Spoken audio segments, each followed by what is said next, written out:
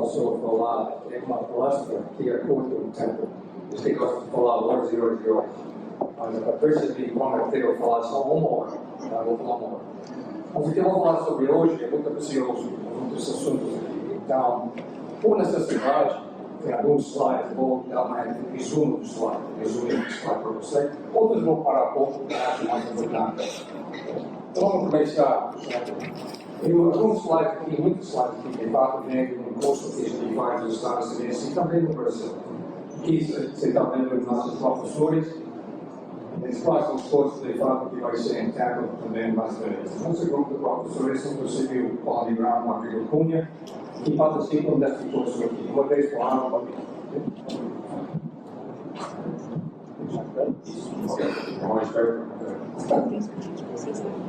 E ele disse que isso vai ser interessante, ele está traduzindo uma pessoa que fala inglês naturalmente, que está falando português. Não sei como isso aí é.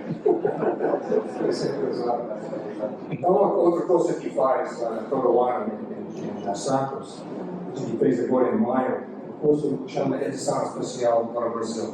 Os professores aqui da classe falam de grande.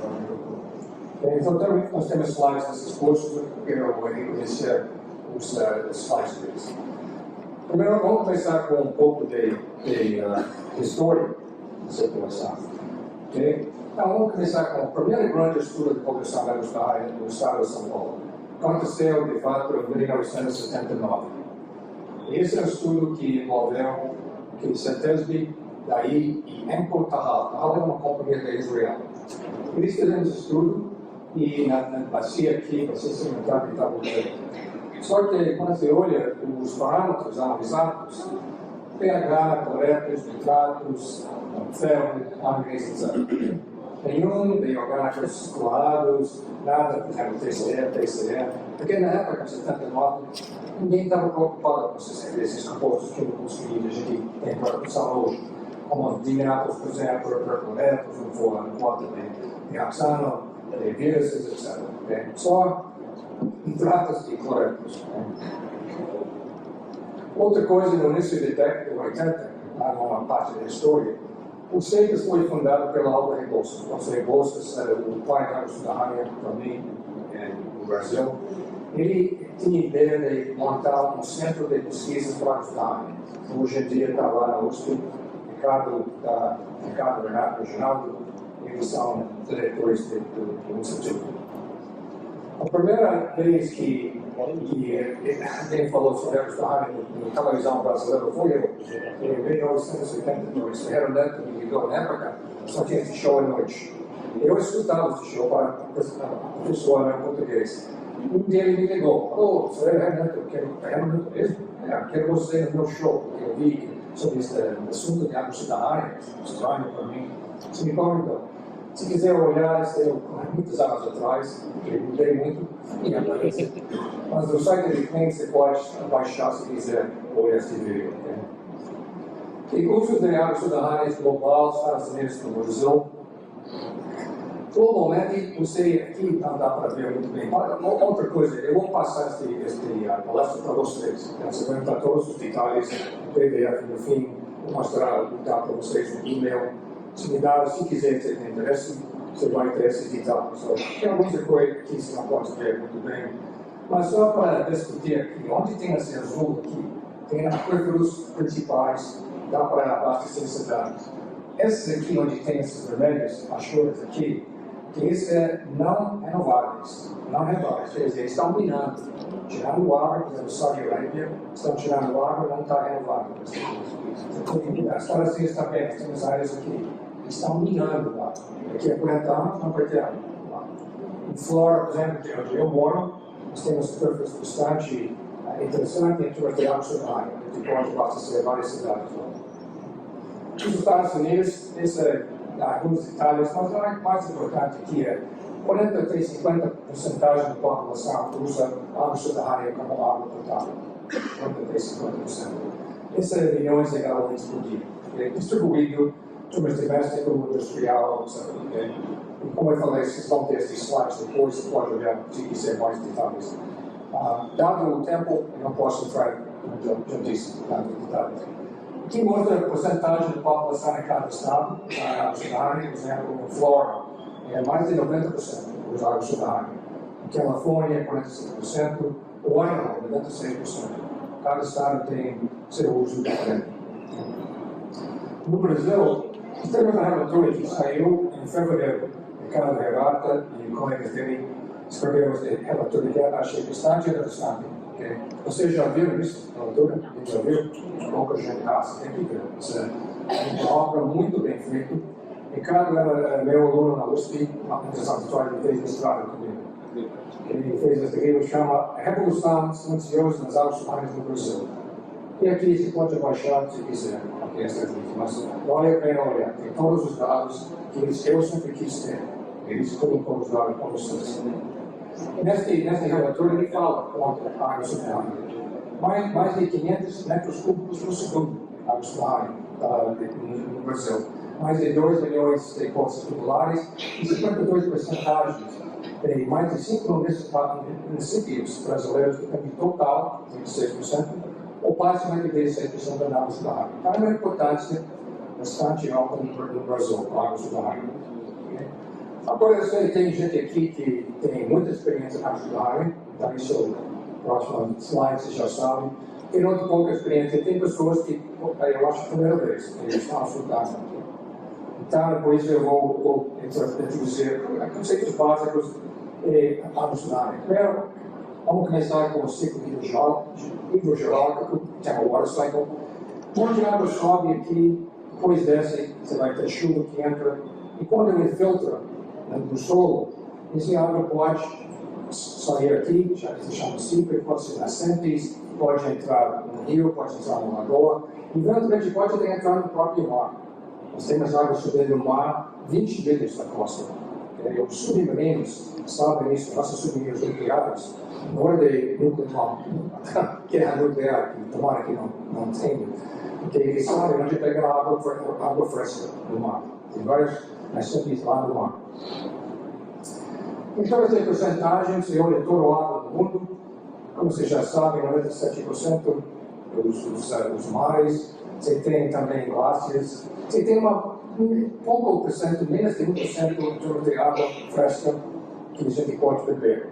Dessa 1%, 96% é disponível na forma de água subterrânea. O resto é lagoas, rios, etc. Então, a água subterrânea é bastante importante para nós. Nós temos 3 tipos de aquíferos, que vamos olhar esses. Nós temos aquífero que chama lençol freático, também chama-se não confinado.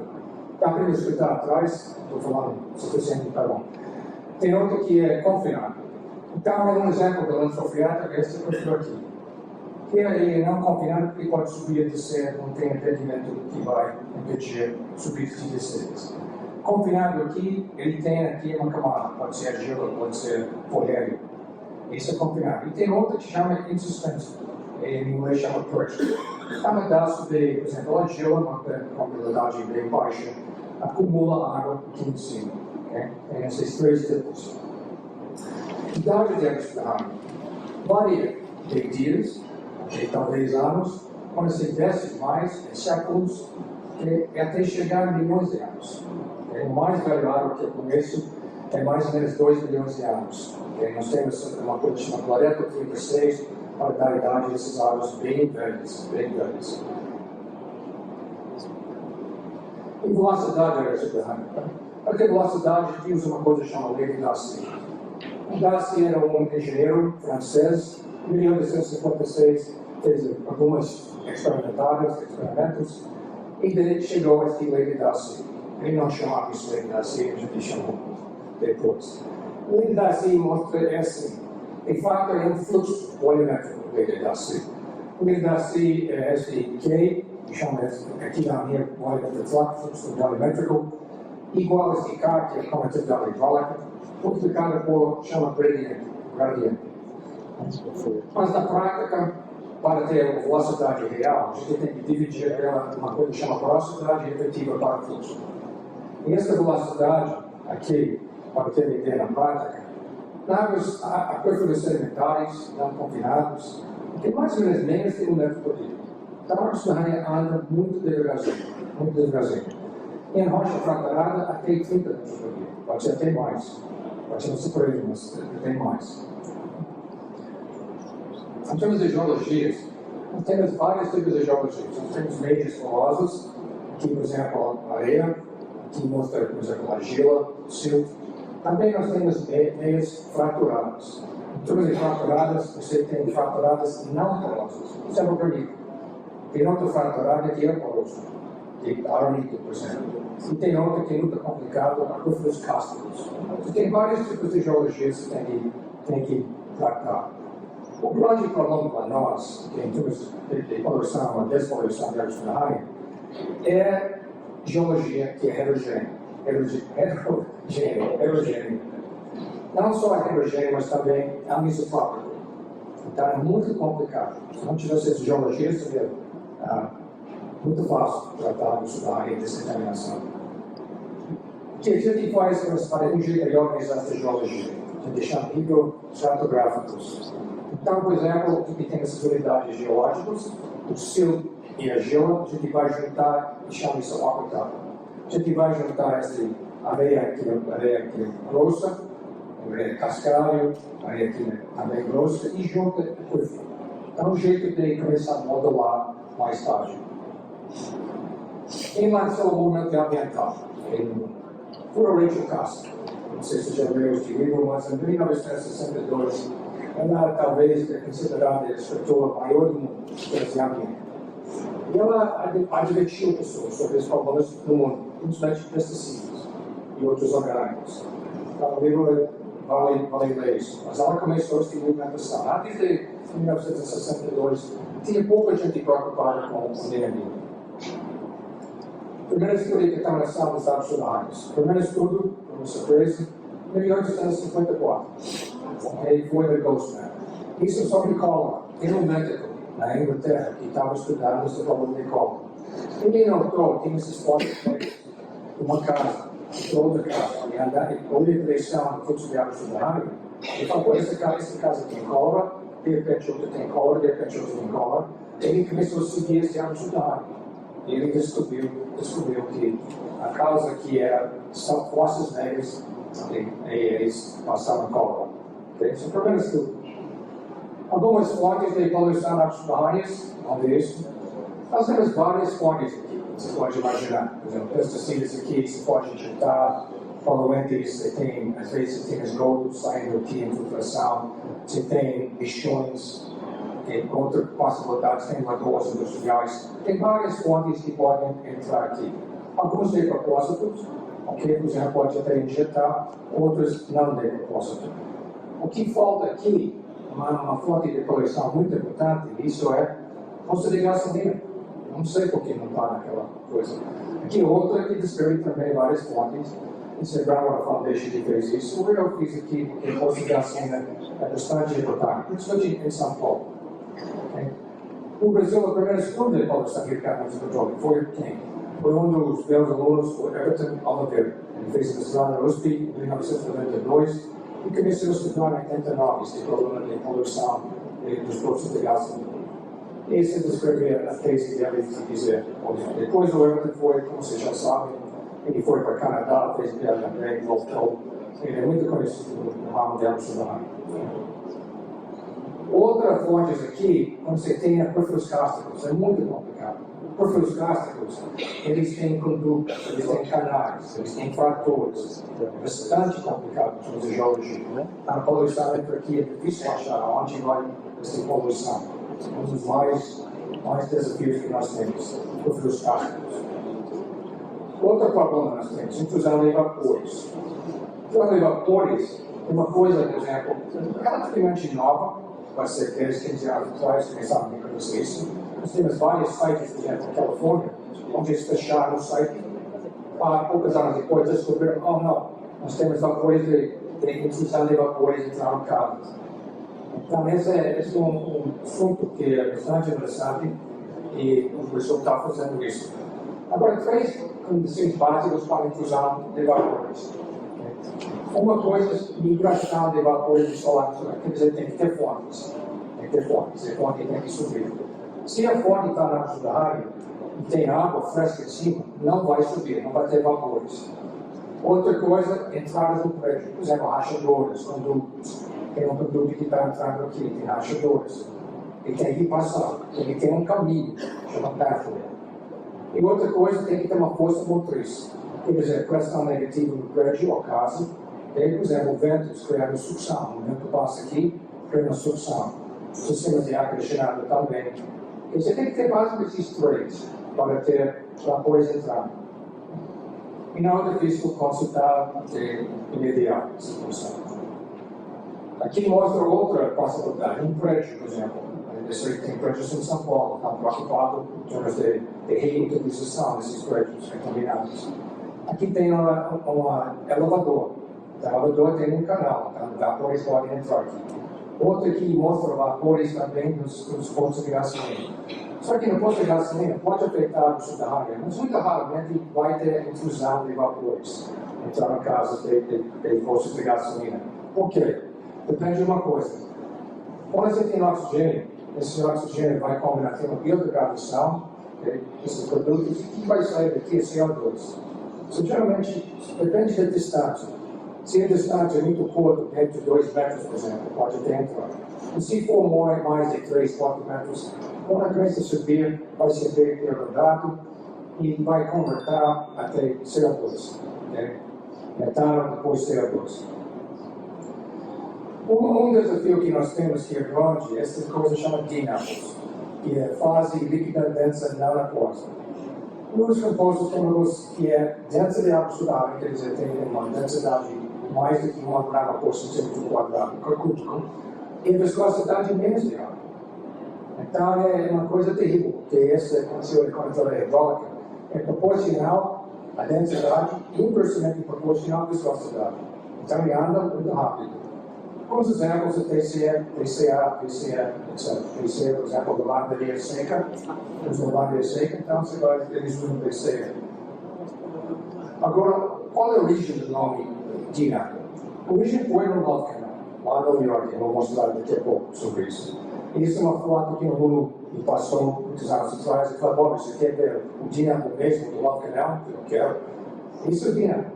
Quando eles tiraram, eu falei: pô, é denso. Não é aquosa, é um líquido que a gente vai chamar isso. DINA. Tem um debate que foi o agregado, foi cientista do Abertura do que deu o nome aqui, mas não. DINA é local, essa origem. O DINA, como você está vendo aqui, não gosta de água, ele separa de água, aqui é dive, que eles usam, chama Sudan 4, e ele vai particionar dentro do DINA. E o DINA TCE, por exemplo, é transparente, não tem cor.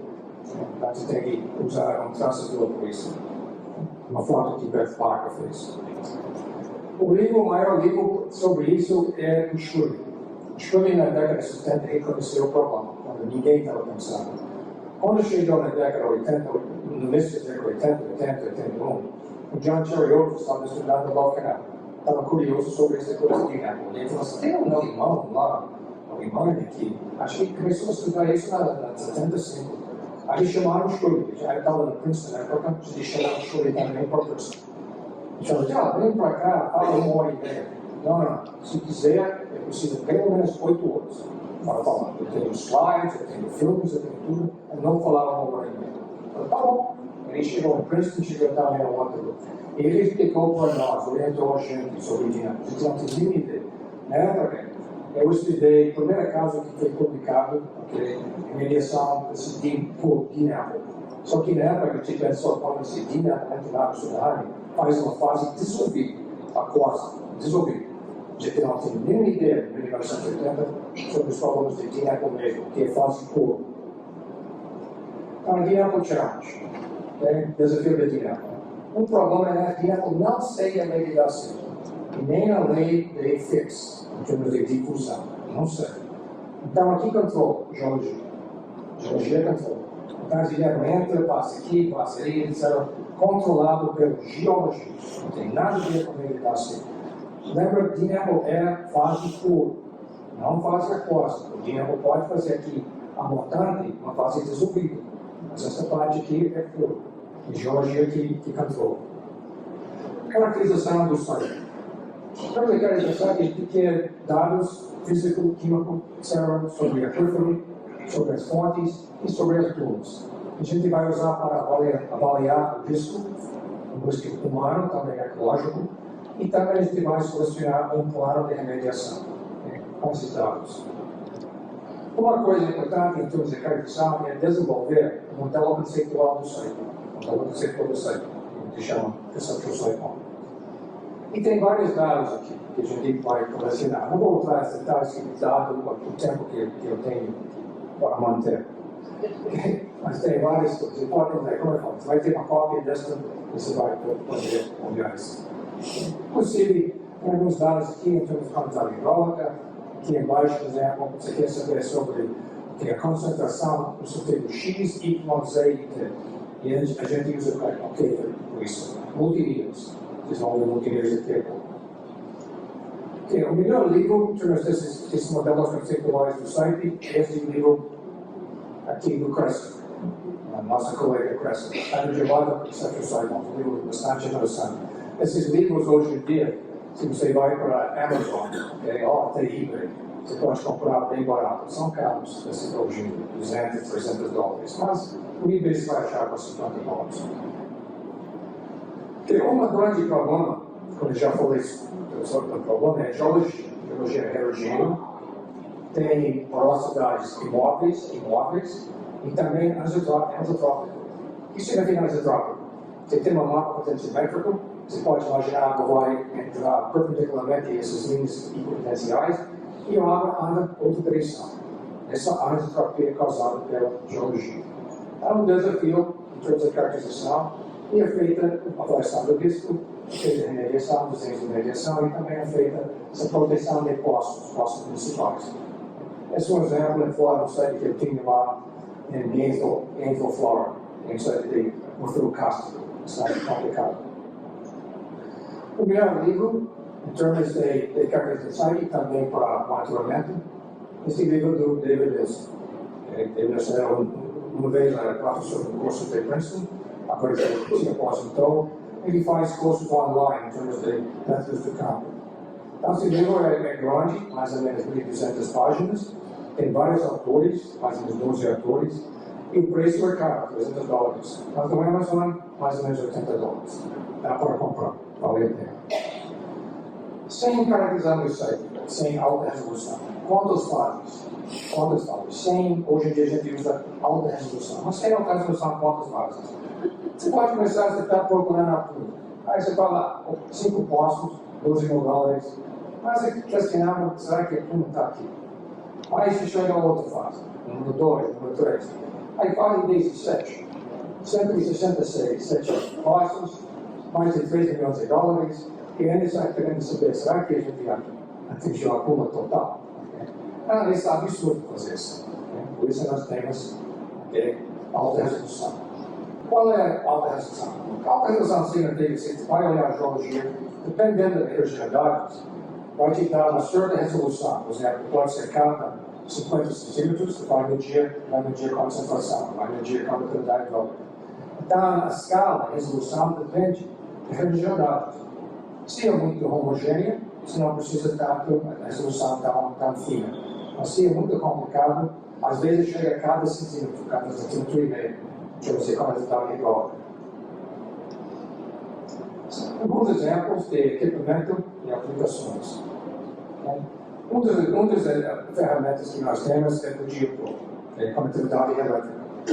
Daí você vai medir geologia também o fluido que está lá. E é para formações não consolidadas. Você não vai entrar, por exemplo, granito, você não vai usar. Você vai usar, por exemplo, areia não consolidada. Tem outras aplicações também. Esse é o probe mesmo, com os sensores de conectividade. Esse é um exemplo que eles usavam aqui.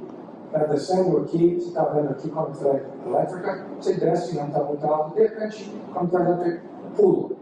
Porque a argila tem uma carga, carga cátion, carga negativa, atrai cátions positivos.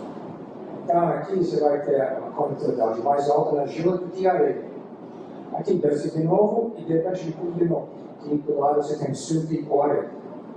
Aí desce de novo. Então você tem a primeira perfil, a segunda perfil, a terceira perfil. E é muito rápido fazer isso. Uma caracterização muito rápida para ter uma ideia de situação. Você pode ter também, pode furar, tira testemunhos, mas é muito trabalhoso, muito caro. Isso é um jeito de fazer mais rápido. Outra ferramenta que a gente usa chama de Closed Membrane Facebook, MIP. E também nós temos uma padrão por isso, a STM, que é tipo APMT para vocês, e descreve como você deve orientar, usar. Algumas características do MIP. Primeiro é para total orgânicos. Ele não vai especificar se é terceira, se é terceira, ele não vai especificar. Ele só fala que tem uma coisa orgânica. Ele pode olhar orgânicos gaseosos, dissolvidos, dissolvidos, fases livres, mas ele não vai especificar. Também não vai especificar as fases. Você não sabe se foi dissolvido, se foi a fase pura. Você não sabe isso também. Então é um jeito de caracterizar rapidinho para ver as fontes mais quentes, as mais contaminadas. Aqui mostra a situação. Aqui é um membrana. Aqui você vai esquentar esse membrana. Aqui é a controle elétrica. Aqui mostra o equipamento que está dentro de detectores. PID, FID e também XSD. Depende do tipo de orgânicos que você tem. Por exemplo, PID aromáticos, benzenos, às vezes etenos também. Outra ferramenta que eles têm, que é muito poderoso, chama Hydraulic Profiling Tool, HPT. Esse HPT, que está mostrado aqui, esse é um slide que Jim Butler me emprestou. O jeito é o seguinte: você vai injetar água, 300 ml por minuto mais ou menos, você vai avançar o probe, 2 centímetros por segundo. Quando você está injetando, você está medindo pressão. E a ideia do negócio é o seguinte: aqui em cima você tem a pressão para injetar, aqui embaixo você tem o fluxo. Então, quando você tem uma câmara de droga alta, o fluxo vai ser alto, primeiro, vai ser alta, e a pressão muito baixa. Quer dizer, se eu tenho cascada, não precisa muita pressão para injetar água. Posso injetar também um fluxo muito alto. Se tem uma coisa centrosa, muita pressão para entrar, para injetar, e também pouco fluxo. Então, mais uma vez, cá alta, você vai ter vermelho aqui, o fluxo aqui é muito alta, e azul, pressão muito baixa. Aqui é exatamente o oposto. Cá menor, você vai ter azul, muita pressão e pouco vazão. E a ideia da combinação, também você tem que sempre fazer o que chama de truque. Você vai furar, você vai fazer slug test, etc., para combinar isso aqui. O GeoPro tem um negócio, um software, olhando o STP, IT, pressão e vazão, vai estimar a quantidade de droga. Mas é melhor, por exemplo, faz uma correção, você mesmo faz uma correção. Do lado, você vai fazer vários testes de slug ao longo do vertical, e você vai plotar o Q dividido por P ao longo do K. E você vai ver uma correção. Ou usa o GeoPro também. Tem um artigo que recomendo para vocês, que usando o que se chama MIHPT. Os dois, MIP também, Hydraulic Profiling Tool. Artigo bastante interessante, foi publicado em 2014. Esse McCall e Christensen do GeoPro, esse pessoal da Dinamarca. E esse artigo explica como usa esse equipamento. Aqui você vai ver, por exemplo, essa conectividade elétrica, aqui muito baixa quando tem areia. Quer dizer, quando você trabalha alta, a areia tem uma conectividade elétrica muito baixa. Quando chega aqui, a gelo tem uma conectividade elétrica muito alta, em comparação com a areia, então já pula. Aqui é a injeção, HPT. Você está injetando água, não tem muita coisa, de repente chega aqui, tem que enfiar mais pressão para enfiar pressão total. Então aqui você está sabendo, aqui tem a gelo, do lado eles fizeram várias testemunhas para comparar, aqui tem esse dois filtros, e aqui mostra também os contaminados. Agora, vamos colocar em perspectiva essas concentrações altas. Vamos supor, eu falo para você, já tirei uma amostra da água subterrânea de 500 mil ppb de TCE. Aí eu pergunto, vou dar um push, alta demais. O Batman para o B5. Não sei se esqueci de falar para você. É desse tamanho. Quer dizer, a concentração muito alta, mas se tiver impacto a montagem usante, não tem impacto nenhum, negativo. Por isso, o EPA está preocupado com isso. Nossas leis, que de fechar sites, é baseado em concentrações, é algo que a gente bebe. Mas eles sabem que, em muitos casos, pode ser uma concentração muito alta, não tem impacto nenhum. Tem uma área pequenina, um volume pequenino. Por isso, o EPA está interessado em outra coisa. Esse é um exemplo aqui, por exemplo. Se eu falo para você, eu tenho uma que tem geologia, onde a conexão hidráulica é 10 menos 1 centímetros por segundo. Será que é bom para abastecer a cidade? Você fala, 10 menos 1 centímetros por segundo? Puxa, isso é muito alto. Isso vai ser ótimo, isso pode ir cascalho. Esqueci de falar. O espessor é 1 centímetro.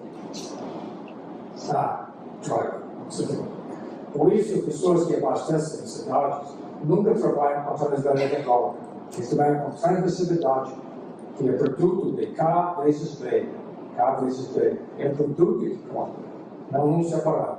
A mesma coisa aqui, fala C muito alto. Esqueci de falar que a área é muito pequena. Ou o fluxo muito baixo.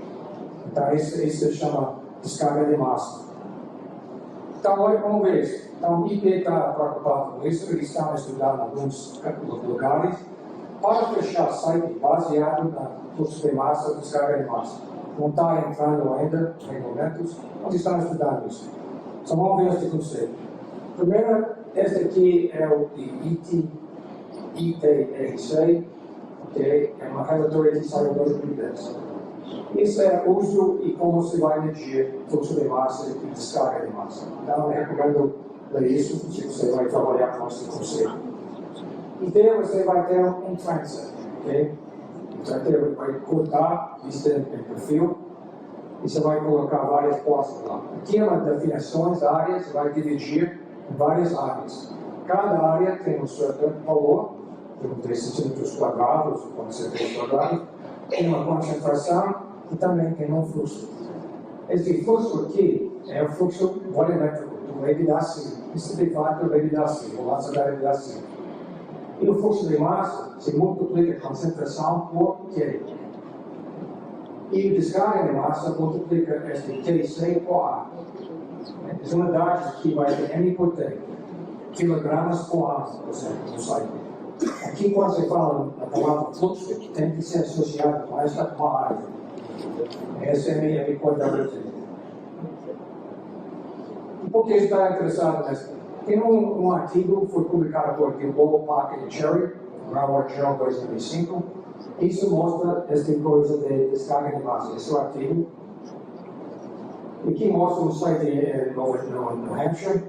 Mas aqui mais esse outro site aqui em Florida. Okay? E esse está escrito no Hampshire. E aqui você está vendo, cada pontinho, eles tiraram uma amostra de concentrações. Quando eles plataram, eles mostraram que aqui é concentrado, aqui também, aqui, não tanto aqui, não tanto aqui. Também em seção perfil, okay? Você vai a certos locais que são bem concentrados. De fato, eles falam 75% da descarga de massa atravessa só 5 a 3% de perfil. Okay? Perfil aqui, só 5 a 10%, não total, não 100%. Então, isso indica um jeito que a gente chama de remediação focalizada. Se você sabe onde tem esses pontos mais altos, você pode focalizar a remediação aqui primeiro, depois talvez aqui. Aqui não tem muito impacto. Tem pouco, mas o impacto é muito baixo. Exemplo do cálculo, esse é um cálculo que Moraes, um dos professores do curso de Princeton, um site lá em Califórnia, é 612 DCE, e olha mais perto, vai dividir cada área aqui tem uma certa concentração, então ele vai somar, nós temos 70 caixas, 70 áreas. Aí você soma C1, Q1, A1, mais C2, Q2, A2, etc. Somando tudo que está aqui, você tem 40 gramas por dia, passando aquela perfil.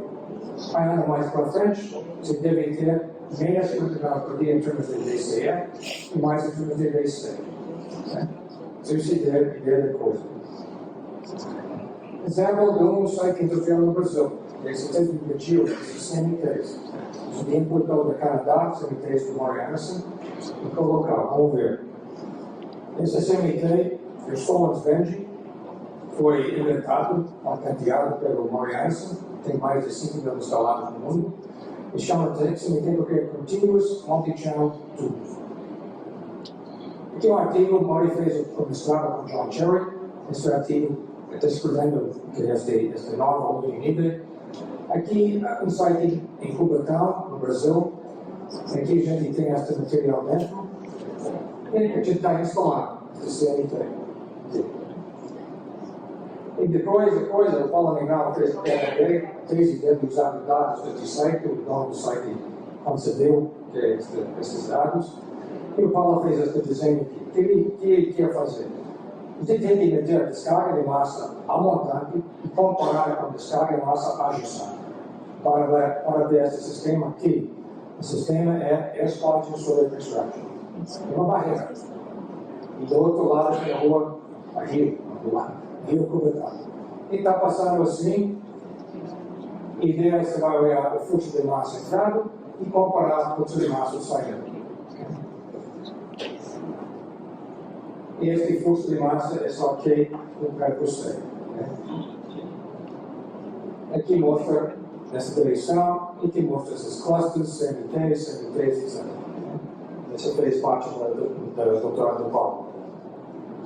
Tem fluxo de massa e abordagem de arcadas.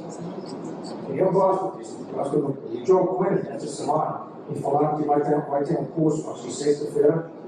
Eu recomendo, não sei se já está lotado, se não está lotado, faça esse curso. Joe é um cara bastante interessante e eles fizeram uma coisa, eu acho muito bom para arcadas. Esse é o relatório. O Joe provavelmente vai fornecer isso na sexta-feira. O relatório é para a Força Área. A Força Área queria caracterizar vários sites mais rápido possível.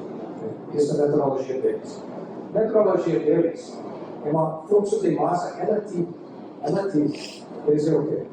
Em vez de precisar do gradiente, é só jogar isso aí. Condutividade hidráulica e concentração. Então vai ser M elevado ao T. Não precisa de gradiente.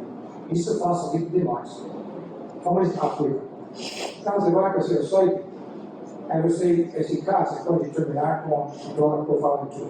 Injetando água, vai ver a pressão, vai ver o fluxo, etc. Agora pode indicar o cara. E essas concentrações, tem geoprobe, tem uma profile, tem várias maneiras de achar isso. Aí você combina cá, você multiplica, você vai ter isso. Esse é o fluxo relativo. Então você já está vendo, aqui não tem importância. Aqui tem. Então você pode fazer aquela remediação de precisão, focalizada. Já entra aqui, já pode descontaminar. Tem umas definições aqui, mas não tem tempo para entrar. Um artigo publicado pela SUDEM, de arcadas, há poucos anos atrás. Mas eu gosto dessa abordagem. Eu acho bastante interessante, muito mais barato, muito mais rápido. O artigo, vamos ver esse artigo aqui. Um artigo que SUDEM publicou, que mostra vários equipamentos, várias ferramentas, deixa eu ver. A tabela de várias ferramentas que nós temos. Aqui, por exemplo, HPT, ele descreve que é como feito, resultados do zero, também mede, também essas ferramentas ópticas, tem vários tipos. Esse artigo descreve tudo, a cara está na frente usando esse tipo de material. Também o CFP que está aqui, certo? Acordo. Como está a tradução? Deve ser engraçado. Como assim? Ataque de Boston, imagina. Gostaria de ouvir depois. Então, sempre agora está contente, ele é livre do assunto de High Resolution Site Characterization. Se qualquer problema você tem, hoje você está aqui essa semana, você pode conversar com ele. Então, este GeoPro está na frente das ferramentas. Essa é uma nova que eles têm aqui, relativamente nova. Perfilagem usando imagens ópticas. Então, você para hidrocarburantes de petróleo ou para criossolventes. Você vai usar lasers, esses lasers têm uma certa frequência. Por exemplo, o laser verde para que o solto, esta laser é ultraviolet, é para hidrocarbonetos. Ok, só lembrar uma remediation, vamos ver isso. Ok, em termos dos Estados Unidos, a gente gasta mais ou menos 8 bilhões de dólares lá. 8 bilhões. E nos últimos 30 anos, mais ou menos, a gente gastou 200 bilhões de dólares. É muito dinheiro. Nós temos progresso, muito progresso aqui, mas em termos de restauração, não tem nenhuma coisa, pouco, pode ser alguém pode nomear onde a gente chegou à água potável. Já descontaminou, já pode ser bestial. Não chegou a esse ponto.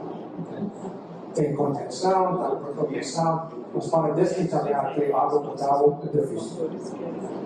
Okay. Visão geral da história. E nós temos esses desafios de possíveis ambientais. Tem morte aqui. Esse é no meu estado de Massachusetts, de fato, na minha cidade. Chama Silvers. Conheci este carro. Por que o nome Silvers? O nome dele é Besouros. É oposto, é M-I-S, oposto, Besouros. Eu vou pegar meu nome e vou fazer oposto, não chamar isso. Isso aqui virou um desastre. Sempre foi explicado. Tem o lockdown está aqui. O lockdown está aqui, e esse é onde aquela dinâmica começou.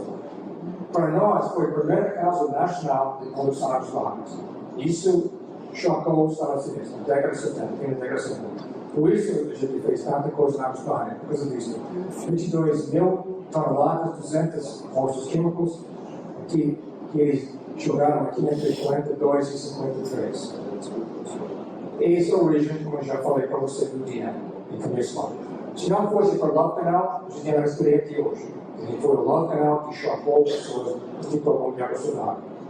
Então, qual foi a resposta desses passivos ambientais? Nós temos algumas leis poderosas. Um chama CERCLA, que você pode ler isso depois. Outro chama parte da CERCLA é Superfund. A gente fez esse Superfund, esses sites mais poluídos que não têm condições para despoluir, e nós temos um grupo desses. Aqui, né? Hoje em dia tem 1.337 sites a partir de abril deste ano. Alguns em construção, outros já tiraram alguns, por mais de 400 já foram tirados, e está espalhado no país inteiro. Está no pontinho seco, vai ver o velho. Alguns estados não tem nada, outros tem mais. Califórnia tem mais, Florida tem mais, etc. E sites complexos. Um dos nossos professores, Mike Cavanaugh, ele fez parte desse comitê, chama Alternative Prevention Complex Studies. Isso é bastante interessante. E alguns resultados dele. Primeira coisa, eles falam que nós temos, mais de 126 mil sites. Desses 126 mil sites, mais ou menos 10% são complexos. Isso é 12 mil. São complexos. Áreas contaminadas em São Paulo, vamos ver se é a situação. Esse é do Rodrigo Cunha, que está no frente, qualquer dúvida, você fala Rodrigo, não fala também. E mais de 6 mil aqui, onde eu apresento esses dados no curso em maio, pessoal. E você está vendo áreas contaminadas por atividade. É porcentagem. É coisa que é bom, vocês têm, estamos em indústrias, mais de 127 mil, mas só menos de 1% em uma área contaminada. Agora, mais investigação, pode ser que isso vai aumentar, não sei. Mas o que vocês têm mais é postos de gasolina, mais de 50% são contaminados. Então, você gasolina é uma fonte muito alta para vocês. Ok, o desafio de sites complexos. Sites complexos, por exemplo, você tem contaminantes através de tempo, décadas e décadas e décadas. É uma característica. Também você tem geologia muito heterogênea, bastante heterogênea. Outra coisa, esses contaminantes são persistentes. É difícil biodegradar ou usa oxidantes. Outro problema é que os níveis são ordens de magnitude em cima de água potável. Ordens de magnitude. E também, por exemplo, depois de muitos anos fazendo isso, nós temos uma curva chamada assintótica. Você começa a usar bomba, tratamento bomba e evento de tratamento. A concentração começa a descer, mas de repente faz essa curva assintótica, está aproximando essa água potável, nível da água potável, não está chegando. E o problema é a difusão, chama difusão reversa. Isso aqui é a causa dessas áreas menos permeáveis. Mas isso é assunto de outra. Tem que fazer um curso para contar mais sobre isso. Okay? Então, o que aqui, em termos de gastos, vai gastar 20 até 50 milhões de dólares cada site complexo aqui. E vai demorar 50 até 100 anos para chegar. É uma coisa para pensar. Às vezes, site complexo, você quer integrar tudo, às vezes não dá.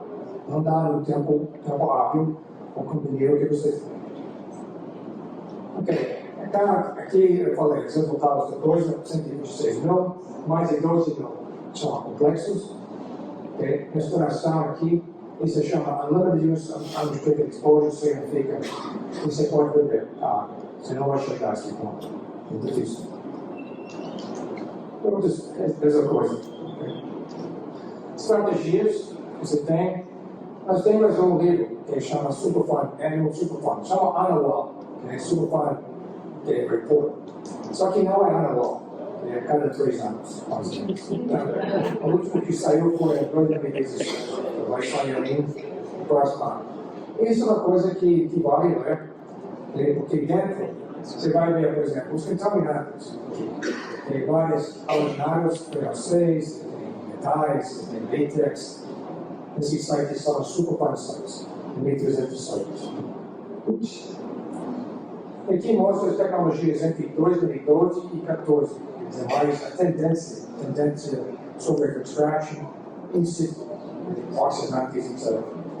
Como eu falei, dado o tempo que eu tenho, que precisa fazer rápido, senão vai falar comigo mais. Então você pode ver isso depois quando eu mando para vocês. Outra coisa é 84% desses sites têm problema de água sudária.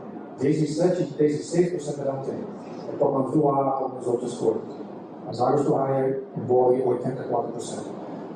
Aqui mostra as tendências. Aqui em cima tem amarelo, controles institucionais.